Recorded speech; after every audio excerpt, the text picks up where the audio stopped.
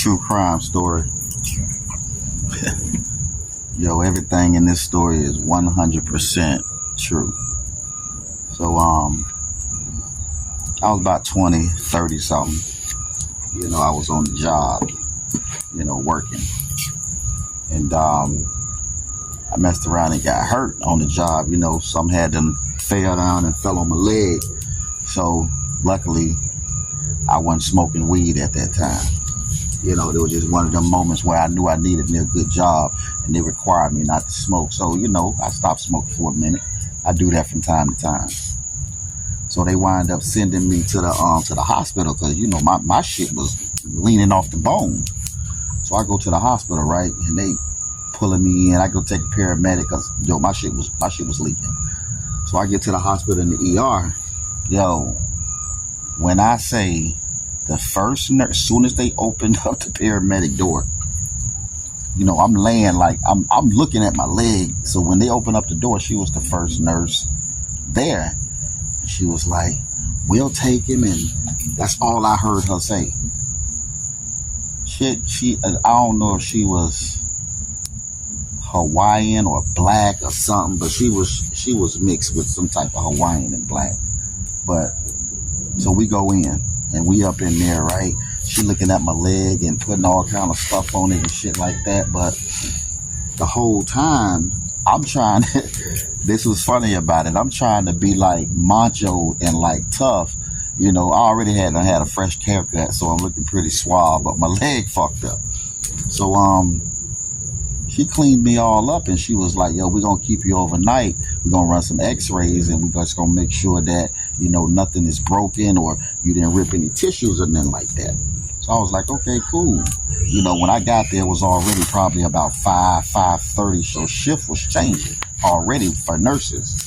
So she was like, I'm your nurse on call, so I'll be here for the night checking on you. You know, if you need anything, blase, squaze, you know, just ring this bell and come get me. I was like, well, so I said, do you got to leave now? And she was like, yeah, I got to leave now. I got runs. And she was like, so what did you need? I said, I just asked you. You know, I just threw that out there. She just kind of like looked back, right? And it was the look for me. The look made it seem like that caught her attention. So I was like, okay. So I ain't want to feel seen pesty. So, you know, I sat up in there and, you know, I always kept some edibles, you know, in my bag. So, you know, if you know what I'm talking about. But yeah. I always kept a little couple of edibles. But so her shift go on and, you know, shit was going smooth. She'll come up in there, check on me every now and again. Bro, honestly, I'm not going to even lie. You might call me a motherfucking pervert. Every time she came in there, it was like I was damn near getting aroused. Yo, I just had to say, yo, no joke. I just had to say something. I came out and I asked, I said, yo, you know, whenever you get a break, why don't you just come in here and conversate with me? I said, you know, I ain't got no friends and no family that's coming up here no time soon. I would enjoy the company. So she was like, all right, I'll come in there, you know, just give me a few and you gonna be up for a while? I was like, yeah, I'm gonna be up. I'm not even tired. Just like that, right? I already know I got tomorrow off work work tomorrow off. So I'm good for the next couple of days. So I'm up in there, right? So she come back, right? Now all night, my fire getting low here. So all night, she was coming in there with like her little jacket on, right? But then this time when she came up in there, now hold on, I'm moving too fast. Now when she said she was coming up in there, I had done, you know, grab my little edible, you know, out my bag and shit. And I'm out of motherfucking lighter fluid. I had to grab a damn little edible out my bag. Yeah, I'm out of lighter fluid, so I ain't gonna end this video. I'm just trying to put that joke on me. Yeah. Hopefully it'll catch back, but we're gonna keep it popping. So I had to grab my little edible and shit, right? And I was anticipating. I think I'm up in the hospital watching probably Unsolved Mysteries. I watch Unsolved Mysteries. Yeah, that's a whole nother story about that dude Robert Stack. But yeah, So I'm up in there, right? And chick came in. Now, I wasn't expecting nothing but a conversation. But you know, you never really know with women, man. With women, you never really know. So she came in and she didn't have on her hospital jacket that time. How I noticed? Because everything now all of a sudden looked more clearer. I'm like, okay. So she come in and she was like, well, I'm gonna sit right here. And I'm like, all right. So she, went to asking the common questions like, what do I do? She, she already knew the basics. She already knew my name and shit like that. How old I was. So I told her. I say, yeah, I climb towers and shit like that. She was like, what's that? I said, I climb cell phone towers. For a living. The things they got whatever the telephone shit on the top. I do that. So she was like, oh, okay, that's a scary job. So, I pulled out my phone and I started showing her little pictures, bragging about the shit. Like I said, I'm still trying to make myself seem macho, right? So, let me see if I can flip my camera around. Hold on for a second.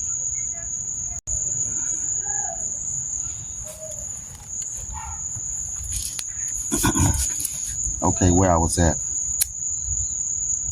So, yeah, she came in, she ain't had no jacket on. So, I kind of can see everything more clear. Yeah, like I said, right? So, back to the basics. She asked me what I did. I told her what I was. Oh, yeah. So I had them grab my phone and was trying to still be macho, man. I was still trying to be macho. And, but the conversation was jumping, man. And it was just, it was weird because it was like I knew I was in the hospital, but then at the same time, I'm really trying to get at this chick, right? So come to find out, she was black and Colombian, real spicy. So I'm like, okay. So I'm sitting up there talking to her, and I'm like, yo, ever since they opened that paramedic door, I'm telling you, I've been fixated on you. And she looked at me. She was like, what you talking about? I said, no, please don't take that the wrong way. Not fixated like I'm finna start stalking and like that. I mean, fixated as like how beautiful you are. And I would, like to get to know you. I think I said love or like one of them. Like to get to know you. And she was like, well, you leave tomorrow, and once you leave, that's it. And I just said something crazy. I was like, I'm trying to get to know you right now. Bro, if I'm lying, I'm motherfucking fly. When I said that, she said, you so crazy. You so motherfucking crazy. I use that Barton voice because that's how it came out. You so crazy. You so motherfucking crazy. When she said that, I say, oh yeah, this chick got a little hood in her too, right? So I'm like, I noticed when you came in here, the conversation just flowing. I'm not trying to ad-lib too much stuff in, but I'm trying to make this is how the scenario went. So the conversation popped. So I was like, yo, I noticed you had your jacket on all night. And then once you came in here, as soon as I said once you came in here, she started blushing. I say, you want to know what? She know what she doing. I said, you want to know what? I think that was very seductive of you. She was like, really? She said, you hitting on me for real, ain't you? I said, yeah.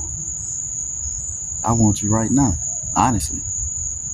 Bro, she stood up and stood. I'm in the hospital bed, but I'm kind of like elevated a little bit.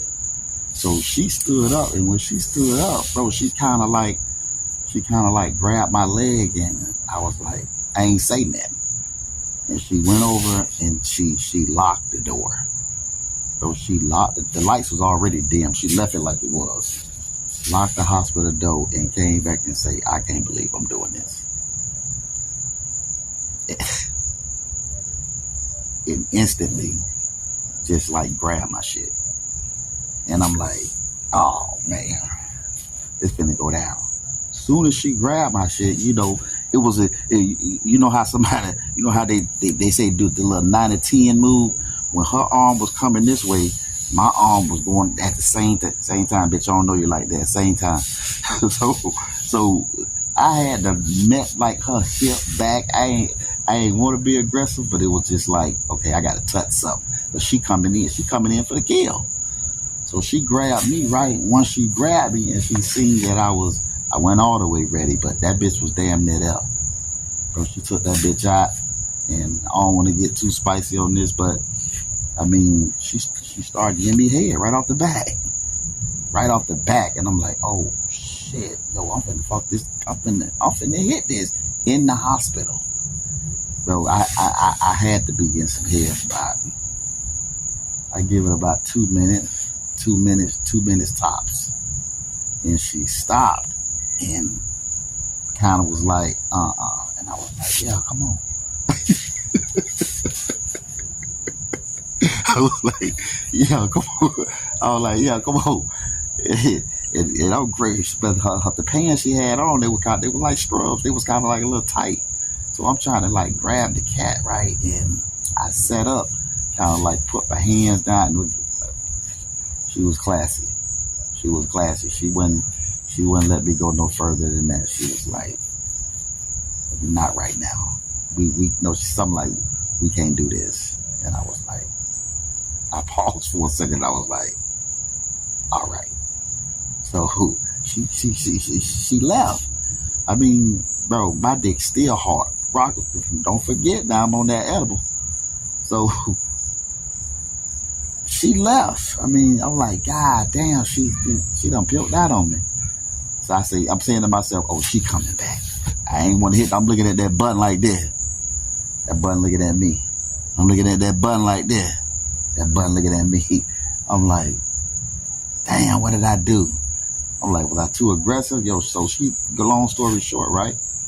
She came back about, 30 minutes later, and we came in there talking about, I want to take your vitals and this and that. But once everything was done, gave me some pain meds. I ain't want to take them pain meds before, because them pain meds fuck with your dick when you take pain medication. Don't take pain medication when you're thinking about getting some pussy. That shit will not make your dick work. But yeah, so she came back in and she was like,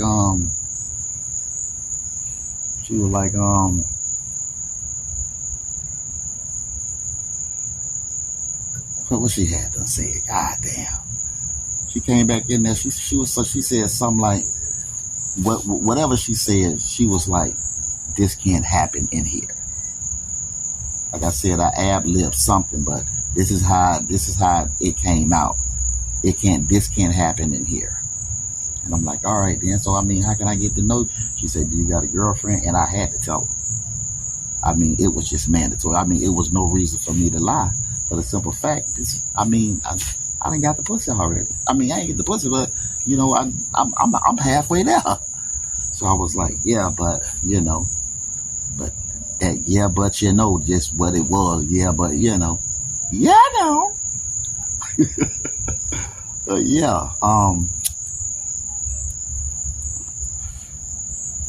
I wound up hollering out. But yeah, moral of the story is, man, this is the moral of the story.